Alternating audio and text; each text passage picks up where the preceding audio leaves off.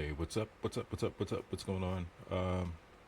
Seems like it's been forever, and I had to double check. It's been basically like a week, so just goes to show like I haven't been doing anything like really on here for like a week. But I felt miserable last week because I didn't do um, any videos. Really, well, that's not true. I um I recorded. I did some tape reading through the week, but I just didn't upload anything. So that's probably what makes it seem a little off. But nonetheless, it is Saturday, November the 9th. We're just going to go ahead and say it's 11 a.m. It's 10:59, but good morning. Do like a quick recap and then kind of like a forecast for this week. So, as you can see on my chart, um, kind of annotated a couple of different things that we're looking at. I'm not going to take you necessarily back through the recap. However, you can kind of see. Um, Phone was silent, by the way, as I came over here. But um, we've moved quite a bit. I'm just pinching this back down so you can see like it's just been nonstop run up. So I'm not gonna necessarily take you through. We basically the election pushed some price. We had some of the core components of Nasdaq and S&P also with positive earnings. So a lot of good news. Um, the political aspect of it, I will steer clear of. I will speak very generally and just simply say that um, the election caused a little fluctuation and then is bolstered um, to whatever means that you would see fit or whatever you want to apply to that. But basically, what I'm looking at and what I was looking at is basically this high that Friday put in, but prior to the Friday high of the week, we had a Thursday high of the week. That's what this ray is annotating. I'll jump up to a 4 hour really quickly so you can see that basically I basically said this was Thursday buy side liquidity. So what I was anticipating was, okay, is it possible we get basically a closure back inside, and we see basically some retracement from this continued long, these continued longs.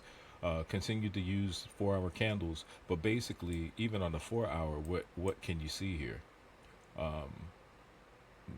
There's been nothing that's basically closed above the Thursday buy side. Now we took Thursday buy side um, in the PM session for yesterday or Friday, but essentially all through trading on Friday, some would look at this and potentially you could have looked at this as like a TGIF or thank God it's Friday if you're familiar with that concept. Um, if you're not, there are a couple of content creators, a couple of YouTubers out there. It's also an ICT concept. But I will say it's one thing. I don't want to say it's his concept, but um, there is a market probability based on delivery in a week. Uh, if you see a significant run up or a significant short, it's possible that there is a retracement that occurs at the end of the week. So that's what that's based on. So you could look up if you'd like TGIF um, for. You could do like something like a weekly profile and put a comma in, and then just put in TGIF, and you'll probably get some results from that. But essentially, again, just back to the point. Thursday set the high. We basically cleared or swept buy side liquidity up here, and then we closed back inside. Even though price did, you could say, rally back, which it did here yesterday. We only got wick closures above and no body closure above. Now, what does this mean basically on this Friday? Excuse me, candle range here. Now, and this is where it's gonna be, you know, it depends, right? I actually am not going to be able to um, be as hands on with price like after, well, actually after yesterday because I'll be, you know, trading some time for money. Let's just say it that way on Monday. So What I would probably be looking for and what I would anticipate is, while we did get the clear here above, we had a closure above, we had another open, but again, looking at this 4 hour level again, usually when you say, okay, well, we've got a closure above, it's going to continue long. That's possible, it can, right?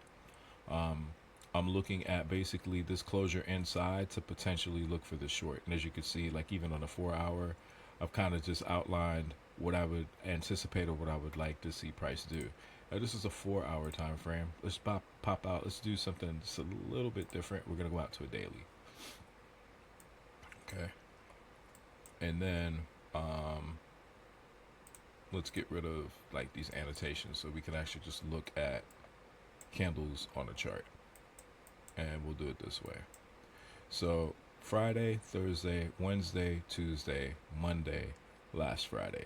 So if I'm just looking at essentially like let's just say like a weekly profile, from a weekly profile perspective, again, I'm gonna pinch this down just to do this. We already know that we're at all-time highs.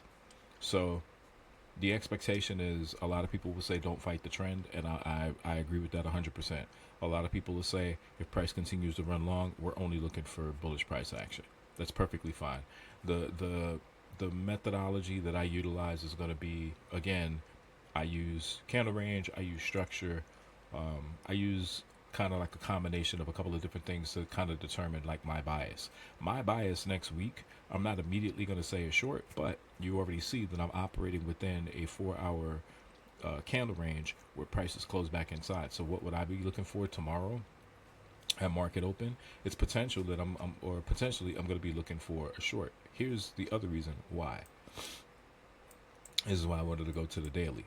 If you look at the daily, and again, it's the same concept. So even if somebody was looking and saying, I don't like the 4 hour, don't trade the 4 hour. Okay, well, let's look and see the next higher confluence, the next fractal price higher, right? Instead of the 4 hour, let's just look at the daily. What do we have on the daily? You had a liquidity, and you're going to ultimately have what? A closure inside this candle, which means that at some point, potentially, just based on the structural delivery, what can we anticipate? It does not mean that price is not going to continue bullish.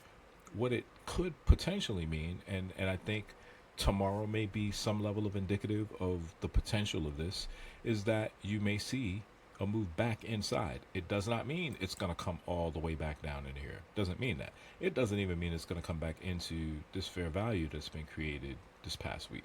Doesn't mean that.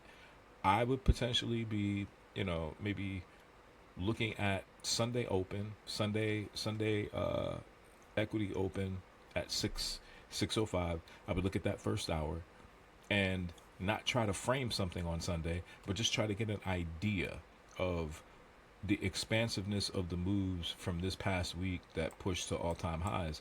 When you look at this, it's like, okay, you have to just think to yourself just a couple of things. Is it possible there was some profit taking? Is it possible that someone was positioned? Those that are in position, was somebody positioned or in position prior to the election? Was somebody filtering into position shortly after the results of the election? And are they now either taking profit? Are they looking to put more into the market or put more into a position to let it run? Understanding that futures is not, it's a more of a day trade kind of a situation, but what I'm speaking directly to is those that would be operating from the capacity of, if it's a stock or it's a bond, somebody that's holding or filtering into a position. Because I'll say it again, for the core Dow and those core companies that produce earnings and whatnot, there, that has a direct impact on the futures market, where we'll see price go ballistic based upon positive earnings. Fed cut, what I believe it was a quarter of a percent, and there's the expectancy that there is potentially another cut coming before the end of this year, which, the speculation, again, don't take my word for it, the speculation is that it could potentially be another quarter of a percent, so that'll bring it up to half point. So certain indicators may waver, or the sentiment, as I like to refer to it as, the fundamental aspect of the technical price action, there that could loom, which would allow the sentiment to decrease. People wouldn't be as bullish, maybe. So that might allow some of this price to continue to come back into here. And again, I'll say it again, I'm not suggesting that price is going to come all the way back down here. I'm not. At some point, I believe that it will, but who's to say? So in the very interim, because as I said, I'm not gonna be in a position where I'm gonna be overlooking the charts and whatnot. I at least at this point would be looking at a very minimum at this 6 a.m. 4-hour candle range low that formed yesterday. So I'm not really going any further than that. However, just the prospect of price and how it's being delivered, for obvious reasons, again, because price has been bullish, ridiculously bullish. There are a lot, and I do mean a lot of sell stops or sell side liquidity that's going to exist in this market. So it's just going to be a matter of when and how, and it's just going to ultimately be also how you're framing your trades. I am at about not quite at 12 minutes, but I'll go back down, and I want to show you again, just for the purposes of determining how I even get to this bias. And if you notice that there are only a couple of things that I use, it looks like it's a lot. It is a lot. I won't eliminate the drawings and whatnot and the rays on the bottom because they're going to be important. Here's all I use, and it's something that I believe there's a video up that's up on the channel where you can go in and take a look. I incorporate basically the 6 p.m. open. I do the same thing that most people would do for, not most. I do the same thing that those that utilize like the 8:30 open in the morning prior to 9:30. So I incorporate the idea of, and I guess you could say like an initial balance or an opening range, and I allow that to kind of help me frame the day.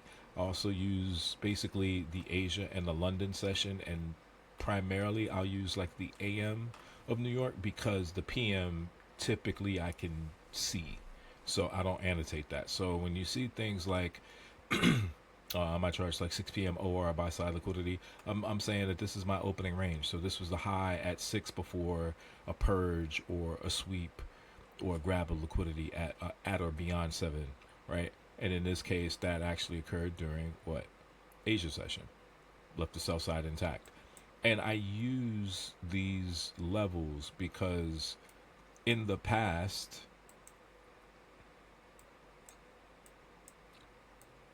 they give, I think I took these off. I took those off. I do have that locked. I'm just trying to see if I can go back and show you, but I think I may have taken them all off.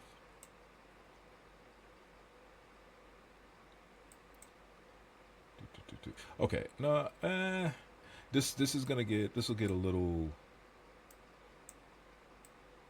it'll get a little weird, but I think you can see this. This is probably as best I can do to get everything in the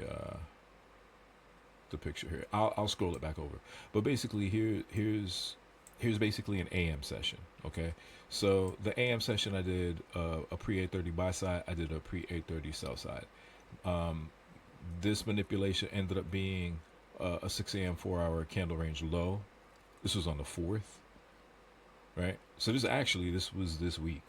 So this is actually is pretty good, right? So that was my 830, okay? And then what would I be looking for after seeing the sell side taken from the 830 sell side? I would be looking for 830 buy side. I would need some kind of a confluence or something to tell me that's where it's going, right? So we end up getting buy side taken, right? And then basically whatever level that price is going to turn around from, that's going to be my manipulation. Excuse me, that's my manipulation buy side liquidity from this point, right? So that remains intact until it's broken. In this way, basically what I'm doing is I'll take a higher time frame order flow of where the market seems to be drawing to. I'll do a draw on liquidity. I'll map that out, and then as I scale down fractally, excuse me, I'll just look at the range of which I'm operating in, and then, you know, ask, okay, what is the probability of this, liquidating or drawing to this point, right? This is one of the things that helps me stay basically in tune with whatever the delivery of price is. I don't always get it right. Sometimes this is wrong because I do a touch, and I don't necessarily use. I'd have another um, trading view account where I'll use like a sessions indicator for that one because I use that for different assets and not just futures. But when it comes to just like my futures analysis, I like to kind of just draw my own stuff out. Um, the one that I have been using on this one basically is going to give me basically new day and a new week opening gap. But again, I like to kind of draw those on as well, but not to stray too far away. Took out sell side, came up, took out buy side. Um, this manipulation level I had listed as a buy side liquidity point. Now, as we scroll over, and you can say, well, it didn't happen in the same day. It doesn't matter if it happens in the same day. What matters is the fact that that is going to be a point in the future that if price seems to do what it's done here, which is it's starting to short, so we're getting shorts in. Okay, this manipulation leg is not taken out, so I'll just say that that's not taken out. I could go longer, and maybe somebody comment in the description or in the comments below if you want me to actually make a video on how these legs, like how I use them in combination with candle range and weekly profile to kind of frame out trades, right? So let me know if you want to see that. But as price shorts, it comes back down, it does not take out that 4 hour, and then you kind of wait, just depending upon what it is that you're looking at. We go into another overnight. I took off my buy and sell side for the overnight delivery, but again, you can kind of eyeball it because I put the opening range here. There's a wick above. You've got manipulation down here, but here's the point that I want to bring you back to. This is where I'm trying to get you to. This manipulation point, and a lot of people will say, well, you could just draw a horizontal ray anywhere on the chart, and at some point, it's going to be hit. You're right. Absolutely right. However, I'm using this in conjunction with how price and structure was being delivered at a previous point in time. And I'm looking at that area to say there's a possibility, maybe a higher probability, that if and when price reaches this level again, there's going to be some type of a reaction. Whether or not it runs directly through, comes back, touches, and takes off, or whether it comes into this area, rejects swiftly away, and it moves, away from this area. That's another. So usually either or. If it piddles around in there, there's something else that's going on, right? But this level that was marked out on the 4th, which is why I annotated here, ends up getting run through on Tuesday the 5th at, that's kind of interesting, at 9:35. So basically a pre 8:30 manipulation. This manipulation took place at 11:10 on that Monday, and it took until basically the open of the following day for price to clear it, all right, close back down through it, and then move away from it, right? So all that happened in the next day. So there are reasons that I leave these on my charts. It might seem like a lot. And yes, granted, depending on the asset or the market that you're looking at, you don't have to have all of this on. Whenever something has been left, I like to leave it. This sell side liquidity down here is still sitting here. That exists. This the low of this 4 hour 6 a.m.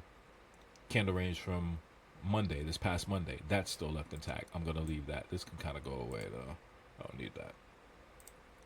That was being used to frame the potential that this is going to be used as some kind of a rejection area for price to go long, which is why I put that there. But the long and the short of it is, I try to at least frame what would seem like it's a probability based on delivery. Um, you don't do anything overnight, and then we see this move back above. Um, the 8:30 p.m. sessions sometimes will give you, they'll tip their hand in terms of what you could be looking for, right? One other thing I'm gonna share with you, and then I'm gonna end the video. For me, if you choose to do this, you can. If you don't want to do it, that's fine too. Um, the things that I like to say keep me out of trouble or keep me within the confines of my trading plan and strategy is the other reason why I use candles or candle range. I'm gonna take. Well, actually, let's do this. I should do this in another video, but we'll do it. We'll do it here. We'll do it here. Um, so let's go back to futures, and let's just remove everything off of here. So okay, so this is a 4 hour, and this is basically like the micro Nasdaq. So here's the idea. Okay, I use 6 a.m. candles. So this is a 10. If let's just say, for argument's sake, that we can use this one. So this is a 6 a.m. candle, right? And I know a lot of people will say, well, a lot of what I do or what it looks like it's just completely arbitrary. It could look like that, but I'm going to give you an example. Let's say this is a 6 a.m. candle, right? And I mark out my high and low in a 4-hour time frame. We already know that the 10 a.m. candle basically took out the buy side here. We'd be looking at the sell side, but it's taking this out, right? When the 2 p.m. candle opens and closes and price is sitting up here, I want you just to think about this and stay with it. And again, treat me like if you popped in and you're watching this and you're like, this guy has no idea what the hell he's talking about. That's fine. That's great. I might not be for you. I realize that my purpose, what I represent, is it might not be for your purpose. What I represent and what I'm doing here is for the person that was like me, that was looking for somebody to just share, talk about what it was, not look to profit, not run a bunch of fucking ads, not say buy my course or mentorship or whatever. And granted, while there are people out in the space where yes, trading is not going to necessarily fund your lifestyle and your livelihood right out the gate. You need to have multiple streams of income. I 100% agree. I'm not shitting or speaking negatively on people that sell signals, sell courses, whatever. It's an alternate stream of income. I 1,000 fucking percent understand that. I get it. I agree with that. I am just simply saying that sometimes with some individuals, there is a paywall when it comes to just speaking very plainly to getting an understanding. It's not even about concepts, entries, exits. Like it has something to do with that, but it's talking about building a level of confidence in what you're looking at, and that is the person that I would be speaking to, because all of the concepts, somebody, making annotations on the chart that you're watching, it's always, and I think a lot of people can agree with what I'm about to say. Whenever you're watching a video on somebody telling you how something can retire you, it can make you millions and millions of dollars if you stick with it and you stick to a process and you walk away. When you see them annotate on the chart, they're pointing to an area, price runs to that area. It looks real fucking simple. Until you go in and you back test the first couple times, and when you back test the first couple times, you're like, God damn, that shit works. Holy shit, they knew what the fuck they were talking about. And then you keep back testing, and then you go into replay mode, and then you're fairly successful there, and you're like, God damn it, I'm gonna jump in. I'm gonna jump in and I'm gonna do it. And what happens when you jump in and do it with live money? You lose. You're excited. You've tested the proof of concept.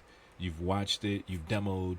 You've done replay. Now you're in a live, or now you're, actual money, and you're setting fire to it. Why is that? Well, There's something that's missing, and what's missing is you've done the proof of concept from the theory aspect, but your confidence has not been built up around that. All right. I don't know if that makes sense to everybody. Probably doesn't, but it'll make sense to somebody out there. So what I'm trying to show you here might give you a relative amount of confidence in a setup. And I'm not showing you this like you have to do this. I'm telling you this is what worked for me over time to say, okay, I can anticipate and expect that this is going to happen. That's great. That's anticipation. That's based on a plan. What's the confidence it's going to deliver? And the confidence is not just that it's going to be a profitable one. The confidence is also knowing that if it fails, I understand that I follow my rules. I'm confident in what the delivery is.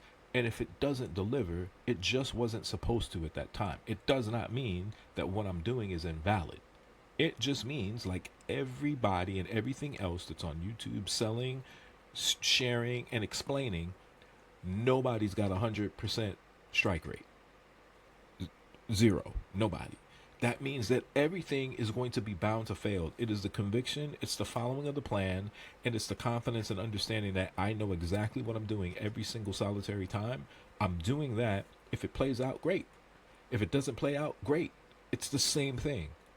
Confidence is going to remove emotion. That's the last thing that I'll say, and then I'll get into this, because I know you're like, we didn't come for this. We didn't come for the psychological thing, but the psychological is important. So again, 6 a.m., right? This runs through, right? This clears.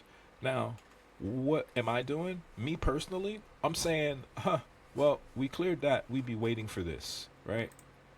And I know you could say, well, this has already happened. What are you doing? I'm waiting for that. I'm just giving you an idea, right? So 6 p.m., what happens?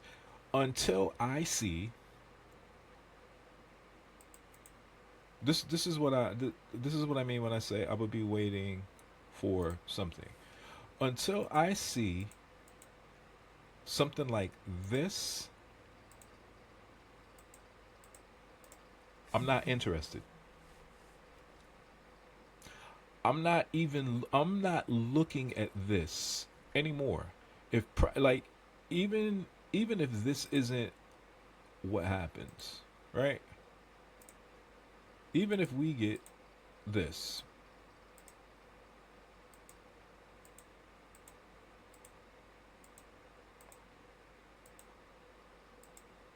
well, maybe not that.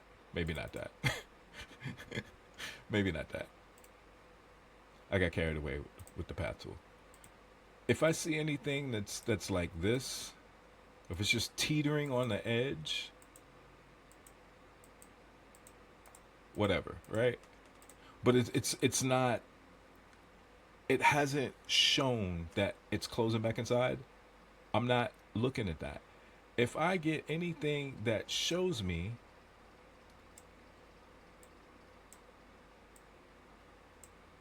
that, hey, listen,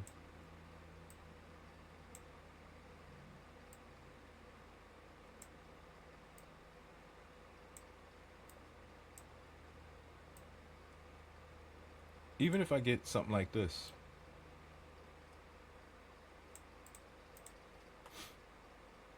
that looks a little wonky.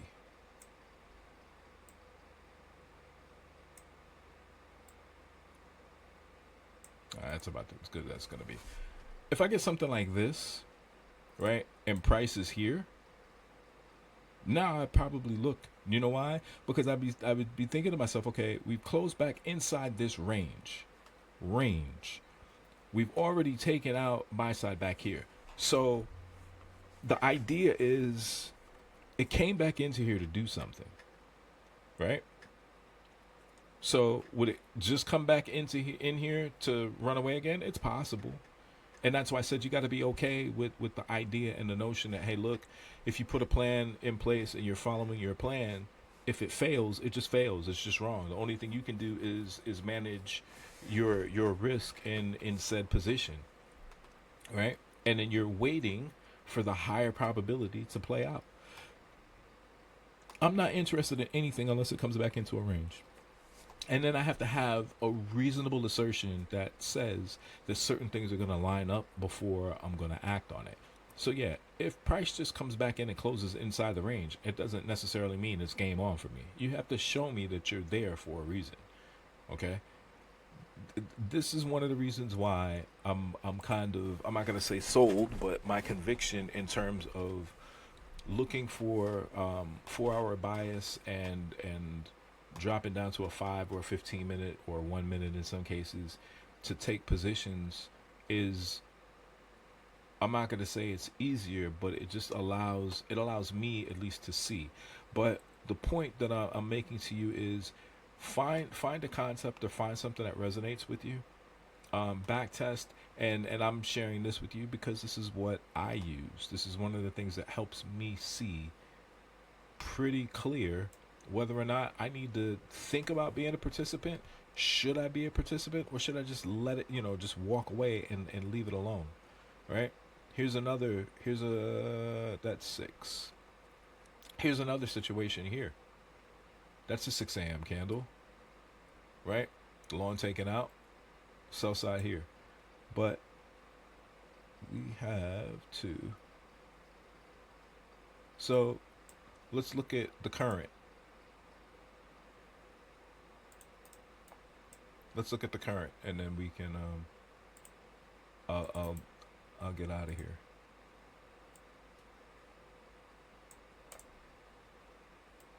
And I'll just make this big so everybody in, even in Hulan, can see. Now, I just said to you a minute ago, right? Just because it closes back inside, like I need to see something. When I gave you my analysis earlier, I said I'd like to see price do what?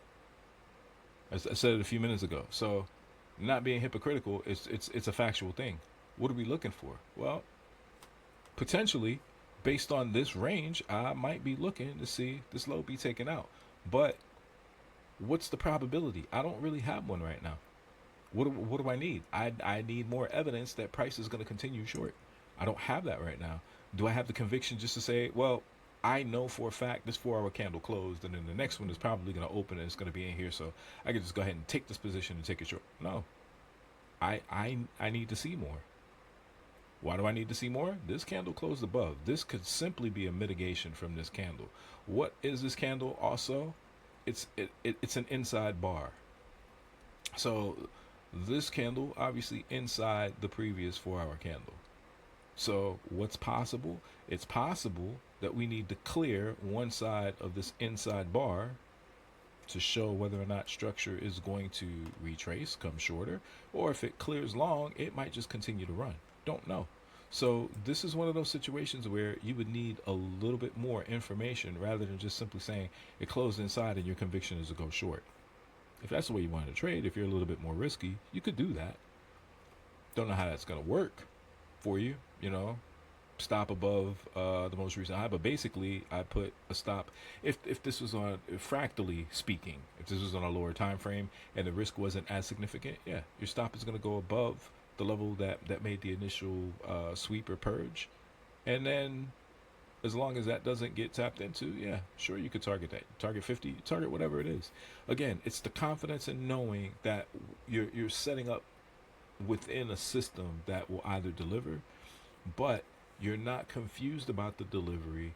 You're not deliberately off sides where you're fixated on this is my target, and when that target isn't met, or that objective that you're thinking should be completed isn't, you're not dumbfounded trying to figure out, one, what happened, and then two, you're not confused about how price is moving in the current delivery. Right? So I hope that helps somebody. I really do. I appreciate you guys for tuning in. Thanks for watching. Don't know how much more frequent I'm going to be able to do videos. Like I said, leave me a couple of suggestions at the bottom if you want me to do some different kind of videos. I'm trying to set up a space on, I believe it's Womp.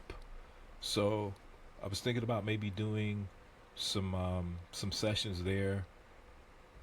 people want to reach out, if you want to collaborate, want to share some ideas and thoughts, I'm always open to that type of stuff. So if you are, love to have you, and love to sit and talk and chat anything trade. So again, that said, everybody take care, be safe, be profitable, stick to your plan, and I'll see you next time.